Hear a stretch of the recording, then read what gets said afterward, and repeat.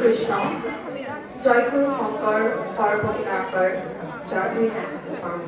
তোহাৰি চৰণে নিল পদবিধি বাৰে কৰো প্ৰণামী বাৰে কৰো প্ৰণামী সন্মানীয় সঞ্চালক মহোদয় বিচাৰক মণ্ডলী উপস্থিত ৰাইজ আমি সকলোৱে জানো যে আমাৰ ভগৱানৰ দশ অৱতাৰৰ বিষয়ে আমি সকলোৱে প্ৰায় জ্ঞাত কিন্তু ইয়াৰ আমাক বিষয় হিচাপে যিহেতু চতুৰ্বিংশ অৱতাৰ বুলি কৈছে আৰু সেই অৱতাৰৰ যিকোনো এটা অৱতাৰৰ ওপৰত আমাক ক'বলৈ দিছে এতিয়া চতুৰ্বিংশ অৱতাৰ বুলি ক'লে হয়তো বহুতে নাজানে যে ভগৱানৰ 24টা অৱতাৰ আছে শ্ৰীমদ ভাগৱত পুৰাণৰ আধাৰত শ্ৰীমন্ত শংকৰদেৱে 24টা অৱতাৰৰ বিষয়ে সংক্ষিপ্তভাৱে কোৱা হৈছে এতিয়া আমাক মই এই গোটেই 24টা অৱতাৰ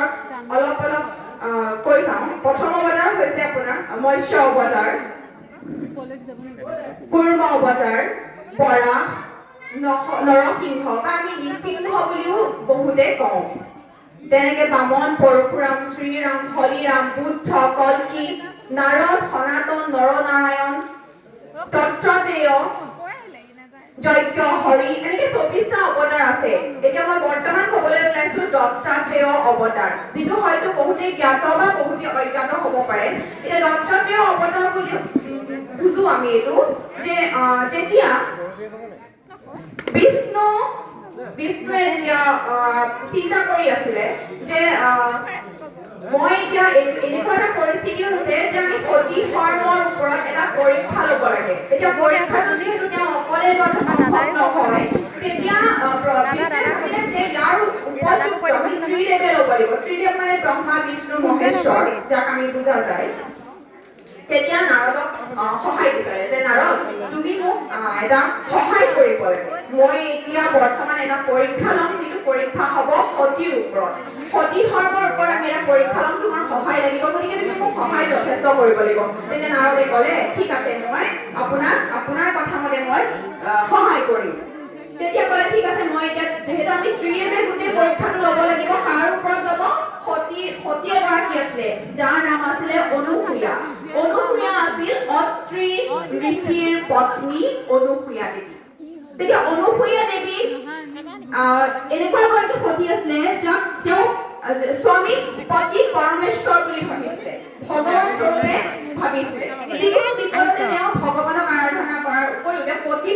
পতি পৰমেশ্বৰায় নমঃ বুলি কৈছিলে তেতিয়া ব্ৰহ্মা বিষ্ণু মহেশ্বৰ তিনিগৰাকীয়ে মান্তি হ'ল যে পৰীক্ষা ল'ব সেই সময়ত সেই অত্ৰি ঋষি আৰু অনুসূয়াৰ কোনো সন্তান নাছিল কিন্তু তেওঁলোকৰ মনত কোনো দুখ নাছিল যে সন্তান নাই বুলি যথেষ্ট সুখী আছিল দুয়োগৰাকী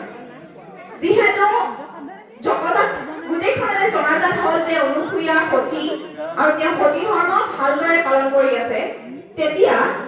লক্ষ্মী সৰস্বতী আৰু পাৰ্বতীৰ তীব্ৰ খং উঠিল অহংকাৰ হ'ল নিজৰ ওপৰত ভাবিলে যে আমাতকৈতো সতী আৰু থাকিব নালাগে এই জগতত আমিয়েই সতী আমাক আৰু কোন সতী আছে ইয়াত তেতিয়া ভাবিলে যে আমি অনুসূয়াক পৰীক্ষা ল'ব লাগিব আমি কেতিয়াও তেওঁ আমাতকৈ উচ্চ স্থানত দখল ল'বলৈ দিব নোৱাৰো তেতিয়া কি হ'ল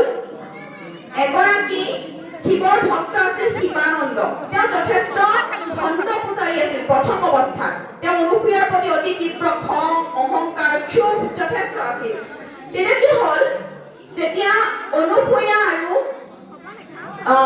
অত্ৰি ঋষিয়ে তেওঁলোকৰ যি ঘৰ আছিল সেই তাত আছিল আৰু গম পাইছিল যে সেই ঘৰত বোলে স্বয়ং ত্ৰিদেৱ আৰু দেৱ দেৱতাই বাস কৰিছিল তেতিয়া যেতিয়া গোটেইখনত জনাজাত হ'ল লাহে লাহে সকলোৰে অনুসূয়াৰ প্ৰতি এক সন্দেহ উপজিল যে সঁচাকৈ তেওঁলোকৰ ঘৰত ত্ৰিদেৱে জানো উপস্থিত থাকিব পাৰে সেইটো জানো সম্ভৱ হয় তেতিয়া লক্ষ্মী আৰু সৰস্বতী পাৰ্বতী তিনিগৰাকীয়ে এটা পৰীক্ষা ল'লে যে নৰ্মদা নামৰ এগৰাকী ৰাজকুমাৰী আছিল নৰ্মদা খুব ধুনীয়া আছিল গুণী জ্ঞানী সকলোৱে পাগল আৰু তেওঁ স্বামীৰ সন্তানত আছিল এনেকুৱা এজন স্বামী বিচাৰিছিল যি যাতে গুণী জ্ঞানী হয় পাৰ্গত হয় ৰং কৌশল সকলো ফালৰ পৰা নিপুণ হয় তেতিয়া যেতিয়া বিচাৰি আছিল নৰ্মদাই বিচাৰি থাকোঁতে আকাশবাণীয়ে ক'লে যে সাৱধান নৰ্মদা তুমি যিজনকে বিয়া নকৰোৱা কিয় তোমাৰ কিন্তু বিয়াৰ 20 দিনা মানে সূৰ্যোদয়ৰ পূৰ্বে তোমাৰ স্বামীৰ মৃত্যু ঘটিব দিব তেতিয়া নৰ্মদাই খুব হিয়া উজাৰি কান্দিলে আৰু কান্দি কান্দি আত্মহত্যা কৰিবলৈ বিচাৰিলে তেতিয়া সেই সময়ত সেই যিজন শিৱানন্দ আছিল শিৱৰ ভক্ত সেই শিৱানন্দ ভণ্ড পূজাৰীজন আহিলে নৰ্মদাৰ ওচৰলৈ নৰ্মদাৰ অনুসূয়াৰ প্ৰতি যিটো ক্ষোভ আছিলে তেওঁ সেই ক্ষোভটো নৰ্মদাৰ ওপৰত গুজাৰিলে ক'লে নৰ্মদা যে নৰ্মদা তুমি আত্মহত্যা কৰাটো মহাপাপ আত্মহত্যা নকৰিবা তুমি এটা কাম কৰা তুমি অনুসূয়াৰ ওচৰলৈ যোৱা অনুসূয়াক কোৱাগৈ যে তুমি যদিহে সতী হয় তুমি মোক স্বৰ্গলৈ সুশৰীৰে যাবলৈ এটা পথ বনাই দিয়া লগালগ গৈ নৰ্মদা অনুসূয়াৰ ওচৰ পালেগৈ অনুসূয়াক সকলো কথা ক'লে শিৱানন্দই কেনেকৈ কি কৰিছিলে তেতিয়া অনুসূয়াই কৈছে যে চোৱা মহাপাপ হয় আত্মহত্যাটো তুমি আত্মহত্যা কৰিব না তোমাৰ এইটো যৌৱন কাল তোমাৰ বিবাহৰ আবদ্ধ হোৱা কাল সময় তেতিয়া নৰ্মদাই ক'লে যে মই বিবাহৰ আবদ্ধ হ'ব নোৱাৰো মোক আকাশবাণীয়ে এনেকৈ কৈ থৈছে তেতিয়া ক'লে তুমি মোক লগালগ স্বয়ং স্বৰ্গযাত্ৰালৈ পঠিওৱা তেতিয়া ঠিক আছে মই তেতিয়াহ'লে তোমাৰ আশাকে পূৰ কৰিম ওম পতি পৰমেশ্বৰায় নমঃ বুলি কৈ স্বৰ্গলৈ এটা বাট বনাই দিলে লগালগ স্বৰ্গত পালেগৈ ব্ৰহ্মা বিষ্ণু মহেশ্বৰ তিনিজনক লগ পালে সকলো কথা খুলি ক'লে ব্ৰহ্মা বিষ্ণু মহেশ্বৰে ক'লে যে তুমি আকৌ পুনৰ মৰ্ত্যলৈ যোৱা তাত গৈ পেলাই তুমি অনুসূয়াক কোৱাগৈ যে মাতৃ মই এনেকৈ তাত গৈ একো মোৰ লাভ নহ'ল তুমি মোক এনেকুৱা এটা উপায় দিয়া যিটো উপায়ৰ জৰিয়তে মই মোৰ স্বামীক যাতে এজন পতি হিচাপে লৈ মানে এজন সতী ধৰ্ম মই যাতে পালন কৰিব পাৰো সেইটোৰ ওপৰত মোক তুমি যেনে তেনে কিবা এটা কৰা তেতিয়া অনুসূয়ে ক'লে ঠিক আছে তুমি এটা কাম কৰা তুমি কাইলৈ মোৰ ওচৰত প্ৰতিজ্ঞাবদ্ধ হোৱা যে কাইলৈ তুমি সূৰ্যোদয়ৰ পূৰ্বে তুমি যিজন ব্যক্তিক দেখিবা সেইজনকে তুমি স্বামী হিচাপে ল'বা নৰ্মদাই ঠিক আছে বুলি ক'লে গ'ল নৰ্মদা মালা এডাল লৈ পেলাই গৈছে পিছদিনা পুৱাতে এজন ভিক্ষাৰী আহিলে যিজন ভিক্ষাৰীক মানুহে দেখিলে ঘিণ কৰে আঁতৰলৈ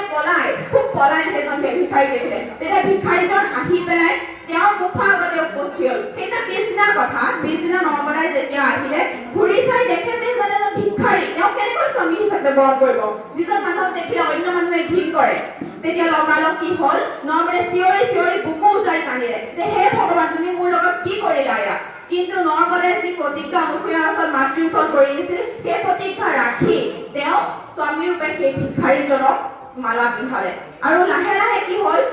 সেই যেতিয়া সেই পৰীক্ষাটোত অনুসূয়ে পাছ কৰি গ'ল পাছ কৰাৰ পাছত কি হ'ল মাতা লক্ষ্মী পাৰ্বতী আৰু সৰস্বতী আকৌ হিংসাত উজাৰি পৰিল যে কিয় তেওঁ আকৌ পাছ কৰিলে গতিকে আৰু এটা পৰীক্ষা কৰিব লাগিব আমি ব্ৰহ্মা বিষ্ণু মহেশ্বৰ আমাৰ তিনিওজন পতিক আমি আকৌ এটা পৰীক্ষা লৈ যিটো পৰীক্ষা তেওঁলোকৰ সম্ভৱ নহয় যদিহে সেই পৰীক্ষাটো কৰিব নোৱাৰে তেতিয়াহ'লে আমাৰ তিনিগৰাকী পত্নীক তেওঁ ত্যাগ কৰিব লাগিব যিহেতু কেতিয়াও পত্নীক ত্যাগ কৰিব নোৱাৰে ব্ৰহ্মা বিষ্ণু মান্তি হ'ল অনুসূয়াৰ ওচৰলৈ গ'ল এজন ভিক্ষাৰীৰ ৰূপত তিনিওজন গ'ল গৈ পেলাই ওচৰত পালেগে পাই ক'লে হে মাতৃ আমাক অন্ন দিয়া বুলি কোৱাৰ লগে লগে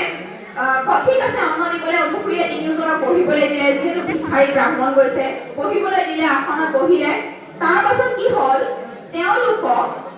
যেতিয়া আহাৰ দিছে তেতিয়া ব্ৰহ্মা বিষ্ণু মহেশ্বৰে ক'লে যে আমি এনেকে অন্ন নলওঁ আমাক বিনা কষ্টে তুমি অন্ন দিয়া যিহেতু এটা পৰীক্ষা হৈ আছে চলি আছে তেতিয়া সতীয়ে ক'লে যে এইটো কেতিয়াও সম্ভৱ নহয় মই আজিলৈকে এইটো কেতিয়াও কৰা নাই আৰু যদিহে মই এগৰাকী সতী হয় মই এইটো কেতিয়াও কৰিব নোৱাৰো তেওঁ লগালগ ভগৱানক আৰাধনা কৰিলে ওম পতি পৰমেশ্বৰায় নমঃ যদিহে মই সতী ধৰ্ম সঁচাকৈ পালন কৰিছো তেতিয়াহ'লে তিনিওজন ত্ৰিদেৱক একোজন সন্তান বনাই দিয়া তেতিয়া ভগৱানে তিনিওজন ব্ৰহ্মা বিষ্ণু মহেশ্বৰ সন্তান বনাই দিলে আৰু তেতিয়া অনুসূয়ে মাতৃৰূপে লৈ